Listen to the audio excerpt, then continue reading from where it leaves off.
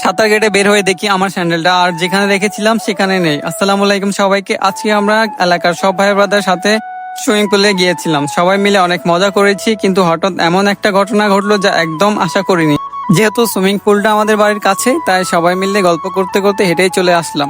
ভিতরে ঢুকে দেখি বেশ ভালোই ভিড়, অনেক মানুষ সাঁতার কাটছিল আর সবাই মজা করছিল। যেহেতু সবাই আগে পানিতে নেমে গিয়েছিল, তাই আমি আর দেরি করলাম না, ফোনটা নিয়ে আমিও পানিতে নেমে পড়লাম। এরপর সবাই মিলে অনেক মজা করতে লাগলাম এবং সময়টা বেশ ভালোই কাটছিল। এরপর শুরু হলো আসল মজা। আমরা সবাই সিরিয়াল অনুযায়ী এক এক করে উপরে উঠে পানিতে লাফ দিলাম।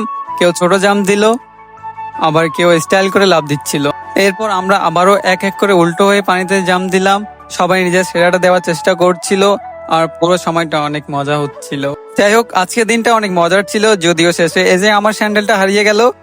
আশা করি এই ভিডিওটা আপনাদের ভালো লাগবে। ভালো লাগলে অবশ্যই শেয়ার লাইক করবেন। আল্লাহ হাফেজ।